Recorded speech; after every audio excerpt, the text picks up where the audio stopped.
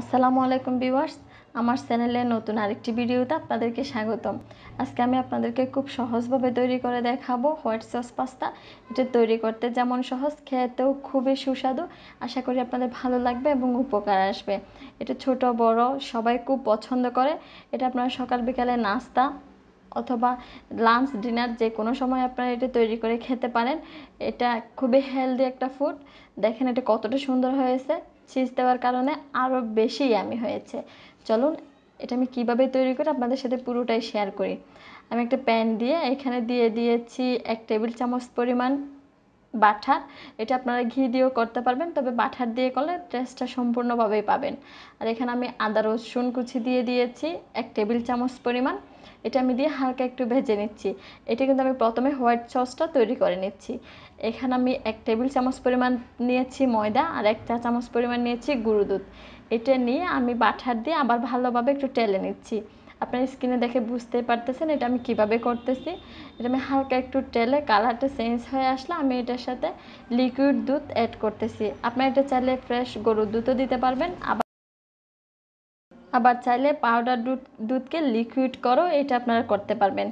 এখানে আমার দুধ লাগবে হচ্ছে 1.5 কাপ পরিমাণ। 1.5 কাপ বলতে এখানে 300 ml পরিমাণ আমার দুধ লাগবে। দেখতে পারতেছেন এটা আমি কিন্তু প্রথমে একটু দিয়ে মিক্স করে নিচ্ছি। এটা এমনভাবে মিক্স করতে হবে যেন দানা দানা বা কোনো লাঞ্চ থেকে না যায়। দেখেন এটা এমন হয়েছে। এটা আমি জাল করতে করতে একটু ঘন করে নিব। আপনার স্কিনে দেখে বুঝতেই পারবেন আমি কতটুকু কি করতেছি। এখানে আমি দিয়ে দিলাম হচ্ছে একটু এলাচের গুঁড়া, দিয়ে দিচ্ছে হচ্ছে চিলি ফ্লেক্স। এটা হচ্ছে শুকনো মরিচকে টেলে আমি এরকম ব্লান্ডার দিয়ে একটু ব্লেন্ড করে নিয়েছি। এটা কিন্তু পুরো গুঁড়ো করে নেই। এটার আমি একটা রেসিপি এখানে দিব আমার চ্যানেলে, আপনারা চাইলে পরে দেখে নিতে পারবেন। আমার চ্যানেলটি যদি আপনারা সাবস্ক্রাইব করে রাখেন তাহলে আপনাদের কাছে নোটিফিকেশন চলে যাবে। এই যে দেখেন আমি এখানে হালকা একটু চিনি, মানে 1 চা চামচ পরিমাণ চিনি, স্বাদ পরিমাণ দিয়ে দিয়েছি লবণ। এটা দিয়ে আমি আবার ভালোভাবে একটু মিক্স করে নিচ্ছি। আমি কিন্তু পাস্তাটা আগে পর্যাপ্ত পরিমাণ পানি দিয়ে হালকা একটু লবণ দিয়ে আগে থেকে সিদ্ধ করে রেখেছিলাম। এখন আমি সসটার সাথে ভালোভাবে মিক্স করতেছি। আমি কিন্তু এরপরে এটা ওভেনে পিক করব। আপনারা যদি চান যে শুধু এটা চুলায় সম্পূর্ণ তৈরি করবেন, এক্ষেত্রে হচ্ছে আপনারা সব কিছু মিক্স করে চিজ দিয়ে এরপর খুব নিবু নিবু আঁচ করে আপনার 15 থেকে 20 মিনিট রেখে দিবেন, তাইলে কিন্তু তৈরি হয়ে যাবে। এটা আমি ওভেনে করতেছি, এটা আমি আপনাদের সাথে শেয়ার করতেছি। আমি এখানে মজারওয়ালা চিজ নিয়ে নিয়েছি 1 কাপ পরিমাণ। আমি যেই পাস্তাটা হচ্ছে হোয়াইট সসের সাথে মিক্স করছিলাম ওইটা প্রথমে দিয়ে দিচ্ছি বাটিতে। এটা আমার বাটিটা হচ্ছে ওভেন প্রুফ। আমি এটাতে প্রথমে খুব ভালোভাবে সব দিকে সমানভাবে কিন্তু করে বাটিটাতে প্রথমে একবার দিয়ে দিচ্ছি। এটা আমি স্টেপ বাই স্টেপ দিচ্ছি। আপনাদের যদি বেশি হয় তাহলে আপনাদের স্টেপটা আরও বেশি হবে। আমার মোটামুটি পরিমাণে কম, আমরা দুজনে খেতে পারি ওই পরিমাণ মতো করতেছি। এই যে আমি প্রথমে দিয়ে দিয়েছি চিজ, আমারটা হচ্ছে মজারওয়ালা চিজ।